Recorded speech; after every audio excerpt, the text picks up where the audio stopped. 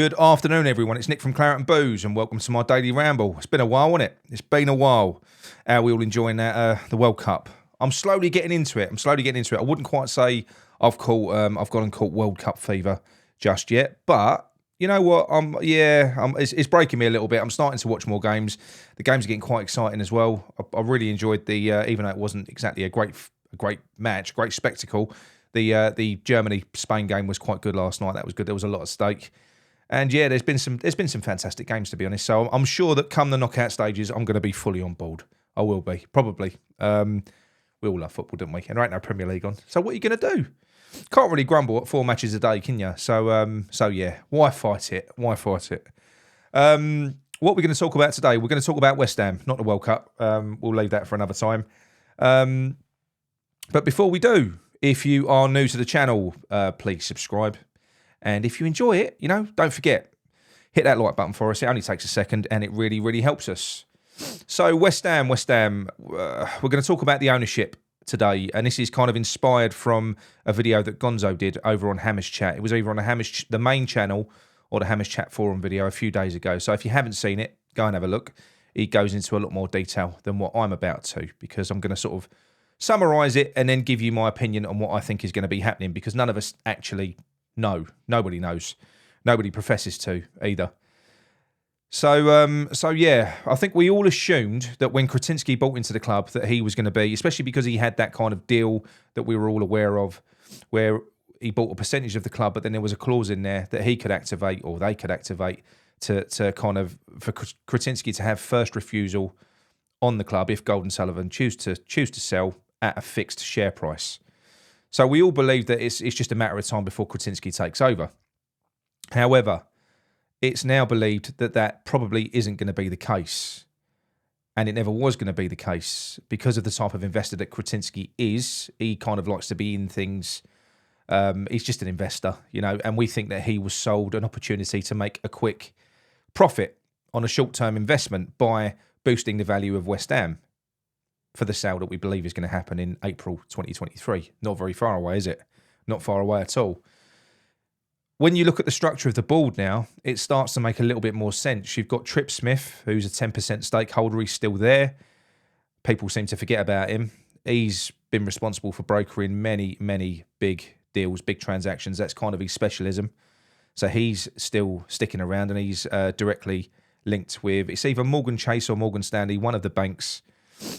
Now, Kretinsky, who we all know, has managed to negotiate a place on the board for he's not a colleague, he's a friend that is also associated with Trip Smith for the same bank. He's from the Czech Republic, can't think of his name, but he has also got a position on the board now. Now, the only thing that what common sense really to have all of this expertise on board, it's probably to try and strategize and think of ways that they can maximize the return of the sale of West Ham. I think that's why they're all there. And there's been some names that have been leaked recently. Gonzo alluded to the fact that he's heard whispers for an awful long time about a chap called Jim Ratcliffe. I think that was his name. He's an English billionaire. He's worth about 16 billion, but he's part owner of a company that's got a ridiculous turnover. He's a very, very rich man. And he's a Man United fan. He's a bloke that was interested in buying Man United before the Glazers took over, I believe. And what's happened is he's decided to kind of have a stab. He's been kind of sniffing around West Ham, which would be great. I think it'd be great. However, with Man United being put on sale, the feeling is that may have put the cat amongst the pigeons, because obviously he is a Man United fan. He may decide to take that route instead. But it's a very different deal. I mean, if you're looking at West Ham, you're probably looking at maximum 1 billion, I would have thought. Man United, you're looking upwards of 6. So it's massively different. If you was to buy West Ham for 1 billion, I don't know, double the investment that Man City have put in a playing squad, it takes you up to about 3 billion. Put 1 billion in infrastructure, new training complexes and stuff like that. You've still got 2 billion left over. It sounds like a bargain. So hopefully that's going to be the thing that kind of swings it in our favour. So look, it's all quite exciting. So I'm not going to speculate on what I think is going to happen or who is going to buy us because I just don't know. Nobody does know. Even people that have got ties in with the club that speak to the board members directly, they're not going to be privy to this level of information. They're just not. They're only going to get told what the club want them to peddle. Whichever narrative the club want peddled, that's the information they're going to get given. None of us know. We're not going to know until it actually happens. But it's exciting and scary nonetheless because it feels like the Golden Sullivan era is probably coming to an end. Most people are going to go, oh, thank God for that. But then quite a few people are probably going to go, oh, because it's not really a better the devil you know scenario. They've been awful.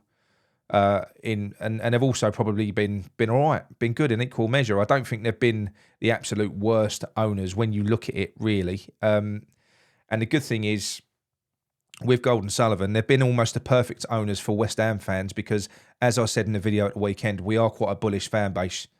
Well, we're bullies, we like to make our voices known and we like to have a face to scream at. They do give us that. They never hide away. They don't. They take it on the chin. They're always there. Some of these foreign investors, they might be there in the good times, but then when things are not going so well, they're not going to come and face the music, are they? They're going to be moored out on their yacht somewhere, far away from all the noise that we'll be making. So in that sense, it'll be a culture shock. It will be a culture shock if we got in that a different type of owner. But having said that, this Jim Ratcliffe, apparently he's got an active interest in football. So that possibly wouldn't be the case with an owner like that. Listen, there's always going to. The end goal when you're spending that much money, when you're a businessman, is always going to be to make money. We know that with West Ham, with the Olympic Park, whoever does buy into that club at some point, they're almost going to get handed that stadium. It's a constant drain on the taxpayer. It's not a case of if, it's a case of when that happens. So we're going to end up bloody owning that monstrosity that we play football in. But it's worth a fortune, and the surrounding area and stuff like that. There are huge investment opportunities there for property and stuff like that. So that's all gonna feed into it. Absolutely, it is, and that's only going to help us sell the club and hopefully get a bloody good owner who's going to want to drive us on. So, what does that mean for David Moyes? Well, I don't know, because I think if we were genuinely looking at the long goal, the long game, which is beyond this season, he would be gone by now. I'm absolutely certain of it, because he's proved, with the way that he's proved that this isn't going to work. And I think that it's a case of the club just want to kind of get through to the end of the season by hook or by crook, by any means. They just want to. The most important thing is that we're in the Premier League. I don't really think they care too much beyond that, because they don't want to harm the investment. And I don't think that they want to go out and get a new manager in on a long-term deal, an expensive manager on a long-term deal, because if we're going to sell it in the summer, if they're going to sell it in the summer, the new owners that come in, more often than not, they're going to want to put their own stamp on the place. They're going to want to get their own man in. They're not going to want a guy on a 4-year, 5-year contract on £10 million a year. It's probably not going to be a good selling point. It's not going to help their case. So I think in an ideal world, probably what Gold, Sullivan and that board would probably want, if they are looking to in fact sell it in the summer, is for David Moyes to just get us safe so that they can have a rethink in the summer. But I don't think he's got long, because what they can't do, obviously, especially if they're looking at selling the club to maximise the value, what they can't do is risk us getting bloody relegated. So if it continues down that path, he will be gone in a heartbeat. He will be. I still believe, I'm still holding on to the fact that I think he'll be gone if a better offer comes along. Not if a better offer comes along. If a better manager comes along, I think that he'll be gone before the Arsenal game. But then again, when you hear news like that the club are looking to sell in the summer, you think, well, do they really care about the long-term aspects? Probably not. I wouldn't have thought. So maybe not. So it might be the case that we have to wait until he flops in the next 3 games before we go out and we get someone else in. And then will we be going out and getting a permanent manager? Well, if that is the case, I think that we'll get a bit of an insight into what the future of the club is by the next managerial appointment beyond David Moyes. Because if it is just a caretaker manager, or it's a Thomas Tuchel on a temporary contract until the end of the year, something like that, then I think that kind of confirms that something big is going to happen when the season is over. So yeah, I mean, there's a lot of people that don't believe that Gold and Sullivan are going to sell. I haven't really got an opinion on it one way or another, but when you're presented with the information that people put in front of you, it's hard to ignore it. So it does look like something is afoot.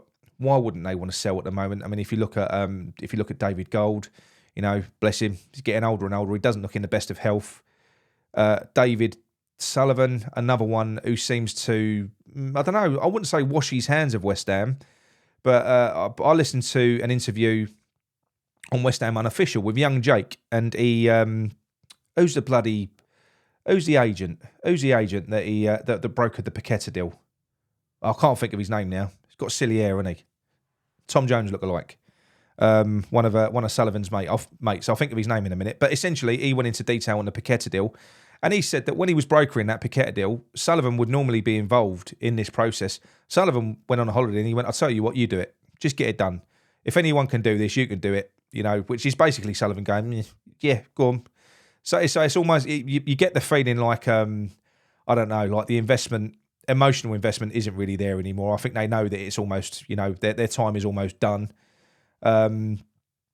So yeah, I don't really know what to believe. It's exciting, isn't it? It's exciting either way to think of that, to think that we could be sold for such a substantial fee and get in proper owners that would really, really kind of want to push us on. It is exciting, but then there's that worry that, you've got the PIF capital that was sniffing around. You might get them or someone like them that have only got an interest in the property side of it, not so much the football club.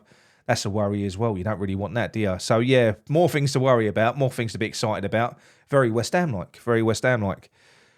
So yeah, what this all means for David Moyes, I don't know. Personally, I think he's going to be gone, whether it's before the Arsenal game, which would be my utmost preference, and he'll be gone if he does struggle to get any results in the first 3 games after the restart from the World Cup. I think he will be gone. So we'll be moving on beyond him, but it's what happens after that, It's what happens after that. Because that's kind of a risk then, I think, especially if you're in a bit of a relegation battle, if you're only getting a temporary manager in, because they're not going to have that investment. They're not going to really give it. Well, they'll care. They'll care, of course. They're professional. But I don't know. It is a worry. It's never easy being a West Ham fan, is it? It's never easy. But what do you think? What do you think about it? Or anyway, like I say, if you want to know more in-depth information about that, then go and check out Gonzo's video, because like I say, he does go into far deeper detail than what I have just done.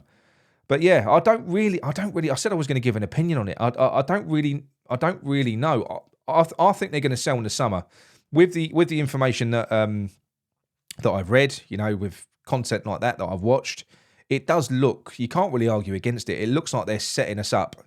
They're setting us up for a sale. So that could be what's happening. So yeah, maybe we need to look beyond this season. Maybe we just need to look at it in the same way, because whatever happens, it's going to be changing next year anyway.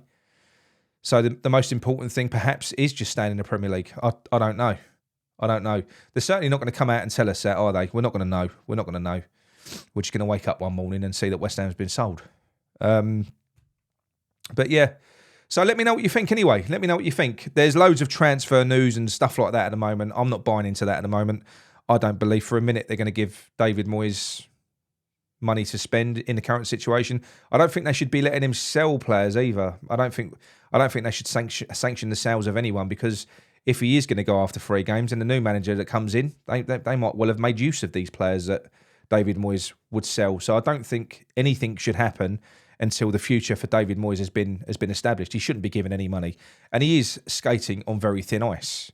He is, he's a couple of games away from going at best.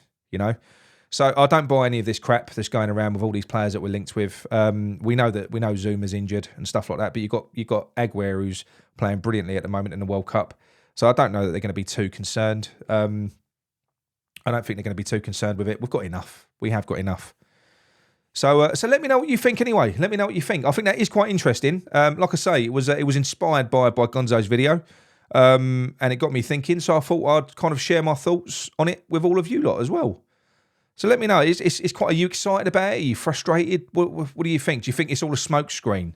Do you think this could be a smoke screen like they've done before to stop us talking about the manager situation, because we've heard it before, haven't we?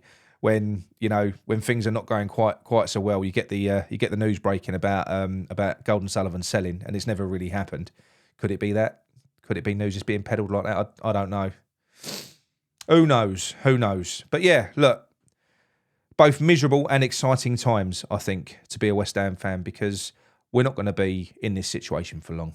We won't tolerate it. Whatever that situation is, whether the sale of the club in April is true, or whether Golden Sullivan are here for the long haul, either way, they can't afford for us to get relegated. Therefore, David Moyes has either got to shape up or he's going to get shipped out.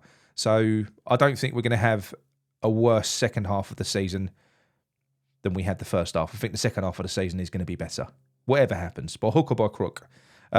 So I think it's only really positive for us from there. Got the latter stages of that European competition as well.